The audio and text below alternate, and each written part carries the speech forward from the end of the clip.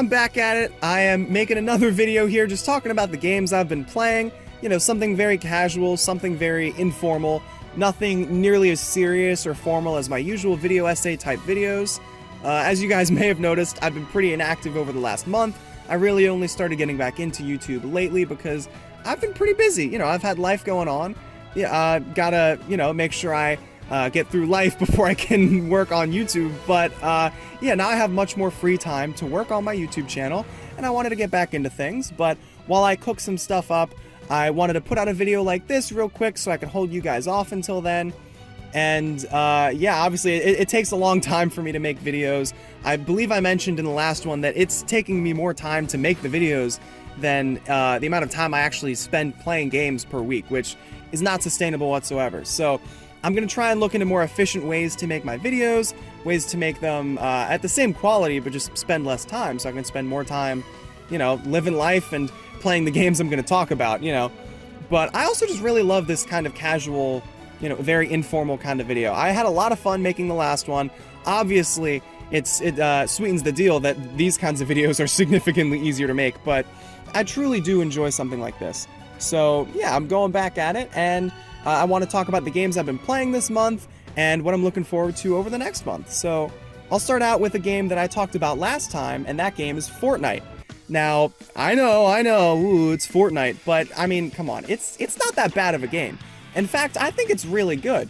Of course, the community is toxic, and that's what everyone points to first, but the game itself is really good. I mean, it's honestly impressive how the game has been, it's stayed fresh over so many years. I mean, the game came out in like September of 2017, August of 2017, something like that, and it's stayed relevant for the most part ever since then. And the game has changed a lot, but it's kept the same Battle Royale formula that made it so popular in the first place. And I really like that about it. So I've been playing some more Fortnite this month. I got a lot of friends on, we'd be playing Fortnite, and it was a load of fun. But what I really like about the game now, and this goes back to it always staying fresh, is that it has so many more modes now. I mean, we were playing the crap out of Fortnite Festival, which I love, dude. I love Fortnite Festival so much. I never played much Guitar Hero when I was younger, so I guess Fortnite Festival really scratches that itch for me, and it's amazing. We'd play, once we'd finish with Battle Royale, we played a lot of Battle Royale and we got a little bored of it. Then a lot of my friends would all switch over to play Fortnite Festival, and it was perfect timing because they had a Metallica season going on, so there were a lot of Metallica songs that were being added, and I love Metallica, so I mean, I was in heaven. The gameplay was awesome, the music was awesome, I was having the time of my life. And then after we finished playing Fortnite Festival, we'd all hop on to Rocket Racing, which once again, it's a completely different mode. I mean, it could honestly be its own separate game, and it was a lot of fun. And that's what I really like about Fortnite now, is that there's so much variety there. I haven't really played much Lego Fortnite, but I mean, between Battle Royale, Fortnite Festival, and Rocket Racing, those could all be their own separate games. And I believe they are listed separately on the Microsoft and PlayStation Store. I'm not 100% sure. I believe they are. I mean, I just have Fortnite downloaded, like the base game. I don't have those individual modes downloaded, if that's how it even works. But, I mean, like, Epic Games could completely separate those games, market them completely separately, and I believe they'd all be successful. I mean, they're all amazing games. So it's great. And also, it's nice how, I'm pretty bad at the Battle Royale, I'll admit. But with Fortnite Festival and Rocket Racing, at least amongst my friends, I'd say I'm pretty good. Like, maybe not the best out of all of them, but I'd say I'm pretty good. So that's definitely a lot of fun when I'm not getting completely destroyed. But to keep on the topic of shooters, I've also been continuing to play Black Ops 3. I've been playing the multiplayer, still getting absolutely destroyed. I am not that good at Black Ops 3. But it's still a load of fun for me. I have a lot of fun playing it, and it's kind of weird because it's one of those games where I can play at the end of the day when I'm winding down, and it's actually somewhat relaxing. Which, yeah, no, that doesn't make any sense. I mean, if you've been in a Call of Duty voice chat, you already know it's not relaxing whatsoever. But for me, there's something calming about, putting in some earbuds, listening to music, and just getting in the zone for a couple Call of Duty matches. If I'm really, really focused, if I've got some good music on, it's actually kind of relaxing. Whether I win or whether I get completely annihilated, it doesn't really matter. I think it's the sheer fact that I am just completely locked into the game with the music playing. I don't know, it's a lot of fun. It's something very relaxing. Another shooter that I've played was Superhot, and I loved Superhot. I don't remember when specifically I got it. I know I got it through PlayStation Plus, so it was one of those free games per month that I must have claimed. And whenever I claimed it, I'm sure I was either busy with just life, or there were other games I was playing, and I didn't want to just drop those games. I wanted to finish them before I got to Superhot, and then I never did. I don't really know. But this month, I was looking through my PlayStation library, and I thought, you know what? I'm going to play Superhot. And I'm glad I did, because the game was amazing.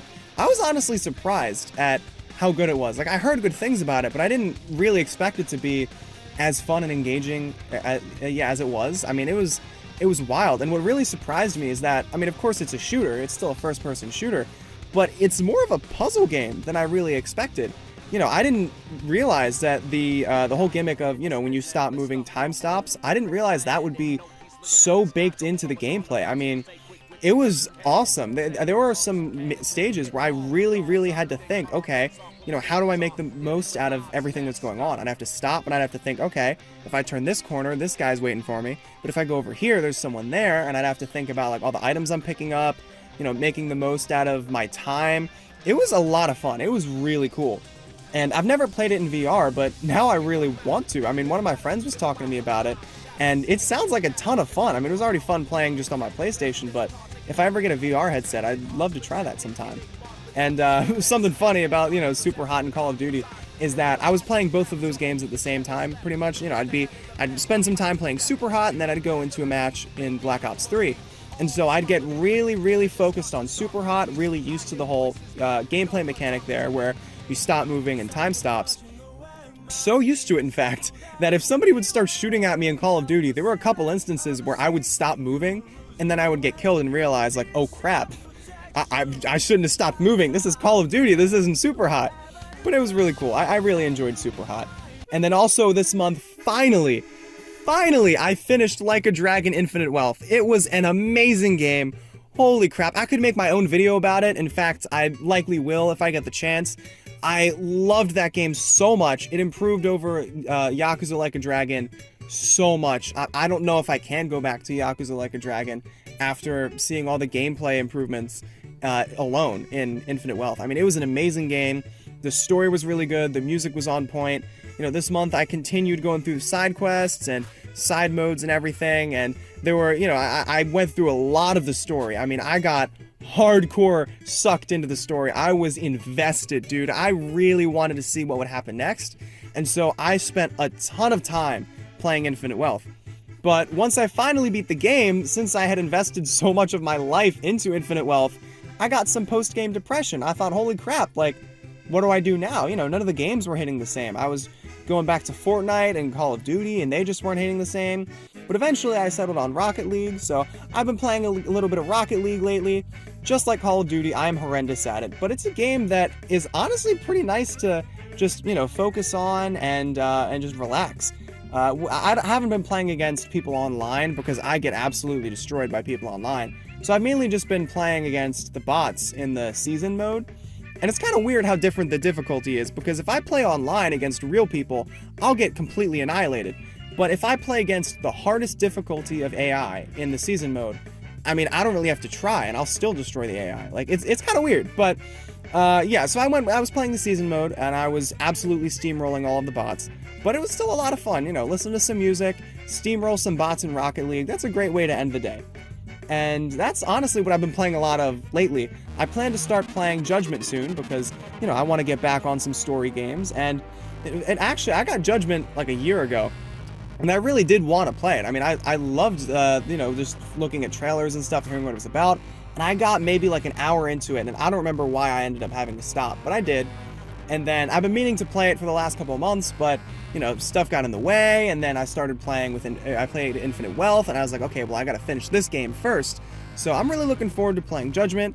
I'm sure it's gonna be amazing. I mean, it's by RGG Studios, so I have full confidence that it's gonna be an amazing game.